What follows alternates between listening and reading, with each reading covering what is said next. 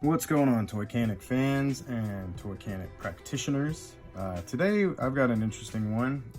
It's kind of more of the same, I guess, but just in case you guys, sometimes I get questions asking if a certain technique will work on another break, and that's what today's about. So I have a quarter scale NECA figure. Right when he was sending it to me, he tried to swap the hands out here, and it broke the wrist peg that goes on old Diana's wrist.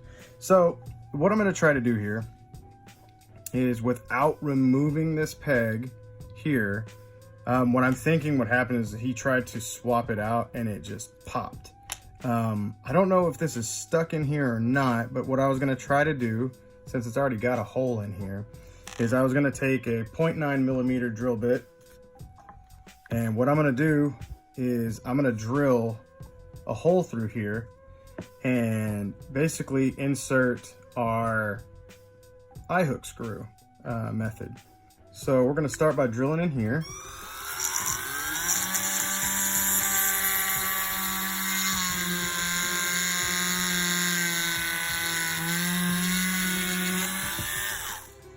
Got a perfect hole right there in the center, which is always nice. And then I'm also going to drill a hole through this. Now the beauty about this thing is that it's completely hidden in her gauntlets, so drilling all the way through is not going to matter. And it's also going to give us a more sturdy repair. If you just can't stand these holes being here, then you could always put the screw all the way through, sand it down, cut it, sand it down, and then you could put a little bit of sculpt here to flatten it out, or even a dab of super glue will cover it up and paint over if you wanted to, but you're not going to see it, so I don't know why you would do that, but some people want to do that. So as always, we're going to take our eye hook screw. And I know you guys have probably seen this method more often than not now. I use this all the time. This is just my favorite. This is my go-to. This is really what got me, my namesake out there, was this method. It just works. I can't tell you how many people I've sent over to Amazon, be like, hey, pick up these, pick these up. These are really, really good. If you know how to use them, it takes, now I'm not going to say like you're just going to get it and it's going to work right off the bat. Maybe for some, but it does take practice. Just like this little method right here that I'm doing, this straightening out. You gotta be real careful, doing this, because you'll, see how you'll catch little waves and whatnot, because, you're taking a curved piece and straightening it. And if you try to go back and forth too many times, that this can, ruin the integrity of the peg and break it. I think actually we're going to be good with that length. Let's see. Oh yeah, plenty. So what we're going to do is I'm going to go through here first, just because this is our base. This is actually a solid piece of plastic in here, and what we always want to do is we want to test it first. I might need to drill through here again. Oh, looks like it's going to go through. Sometimes you got to drill through again. You never know if it's going to work. And actually, I always do that. I always flip-flop it. The best way to do this, really, generally, is to get a good grip on your screw, maybe about halfway through. And if it's a bigger piece like this, you can just twist it with your hand. There we go. Like I said, get a good grip. So yeah, we'll go all the way through here. Some of that threading's still in there. Now this one we're going to be lacing with super glue as well. So I think what I'm going to need to do is remove this peg here. I didn't want to, and I could technically sandwich it in like this, but I just don't know if I'm going to get the solid contact that I want. So I'm not sure how difficult this is going to be to get out. I don't know if it'll come out this way, because obviously this isn't meant to go out, come back out, but I'm assuming it's going to push out this way. Let's see. This is I don't know if anybody's experienced this issue before. This is now I fixed a ton of the NECA hips. I used to do it with a crazy method, and then me and Casting Cave just became pretty good friends, and he's like, well, you know, I can cast those for you. And so we, you know, a beautiful friendship was made, and talk to him daily, actually.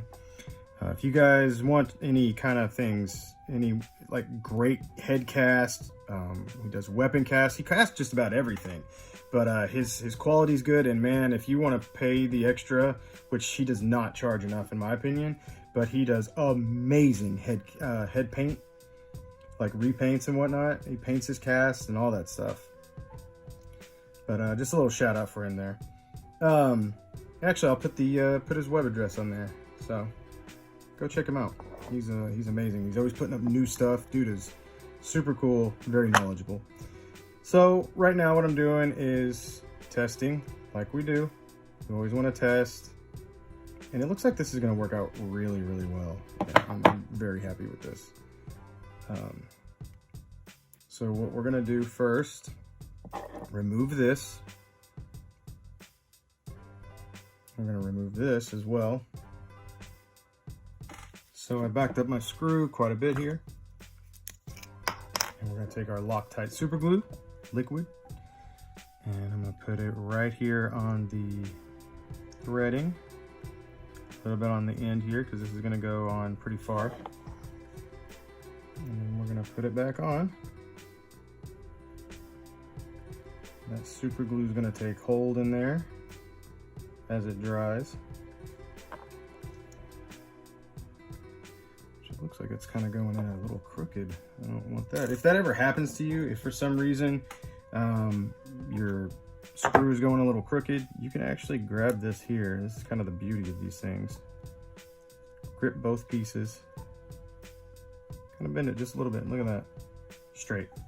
And that's probably actually going to give you a better hold in there too. But so let's go ahead. We don't want to get super glue all over the plastic here. We just want to put a nice little dab on there. As you can see, it's pretty generous.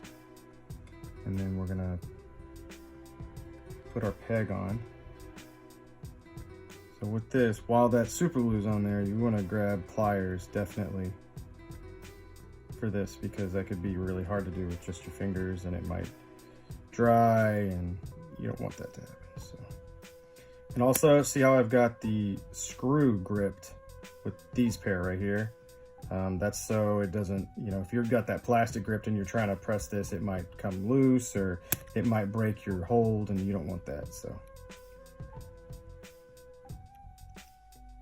yeah, I know this is a very tedious method here, but this is tried and true. I'm actually tightening, just holding the plastic, and you can see that it's moving, so that's a really good hold. That means this is moving this, and that's what we want. That's good. Now, since we've got that in, we can go ahead and take our clippers, clip that. And as always, we've always got a little piece left in here. And so we'll take our sanding bit.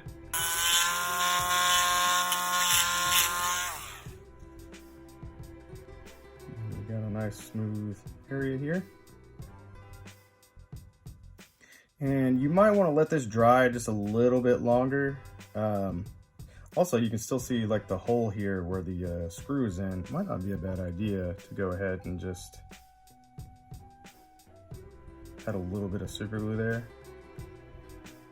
Some will probably drip down into that, and you know, you can never have a good enough hold, in my opinion. And you always want to, if you can add a little more to it, you know, get yourself like either a little pin or a pick or a toothpick, and you can just kind of dab that in there just to make sure it goes down in that hole.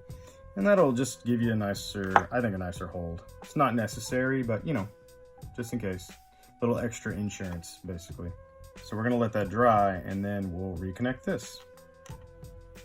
So now that our glue has dried, I believe we should just be able to take this piece, and if you kind of look in here a little bit, you can see that you might need to sand this peg down a little bit. What we don't want to do is, what happens here is we added this screw, which is great, and it's going to keep this in place, but adding that in can add just a tiny bit of just more girth, if you want to say it that way. It's just bigger now, slightly, but we want to maybe take a sanding bit like I'm doing here and just kind of go around the edges a little bit, because we don't want it to be super loose, but we also don't want it to be super tight to where it just twists and breaks this off. And where the super glue hits kind of right here, you can see there's a little bit of kind of an extra bit, and we want this to be a flat fit in here. And you can see right about here, needs to be sanded.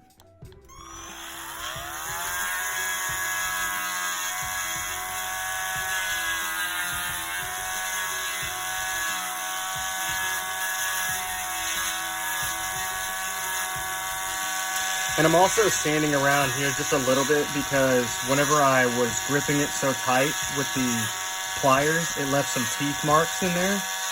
And so we want to get rid of those as well. Get off any excess there. And so what should happen now, we should be able to put this on, and we might have to use a set of pliers to press it in. Oh, look at that. Nice. It was a satisfying pop. But see, we've got a little gap here. That wasn't there before. So now you might take your pliers and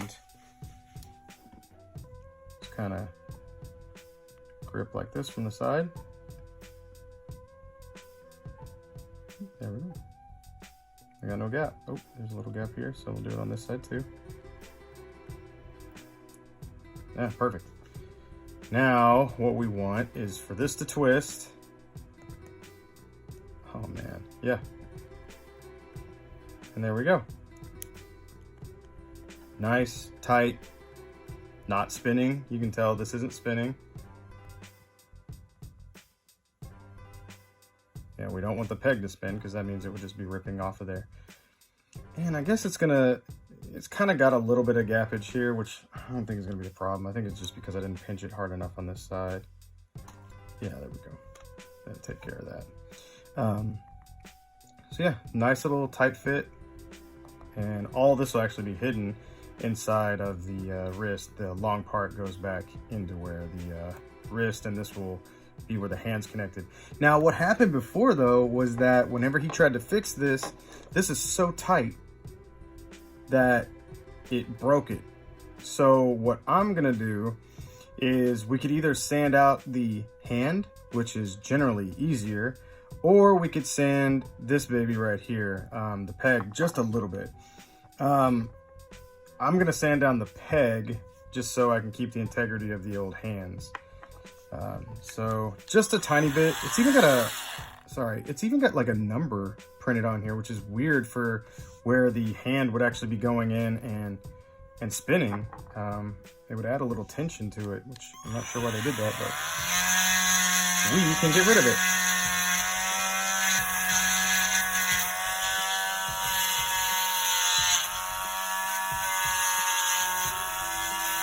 And all we got to do is get rid of like a little bit of this lip right here. Just a little bit. I believe that'll be enough. So what we'll do is we'll hold this with our pliers.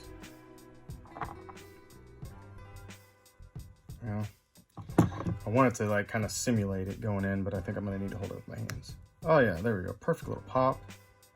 All I got to do now is heat up the wrist, pop this in, and she is good to go. So I was checking out after I popped this in. Saw this gap and I was like, dang it, I thought I got rid of that.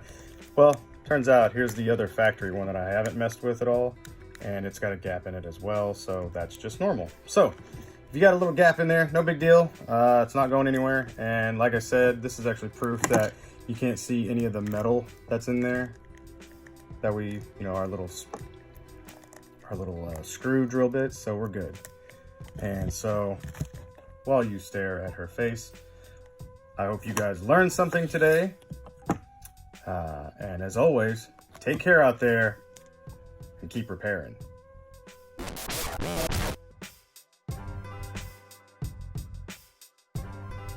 Bill Maru, Toy Mechanics.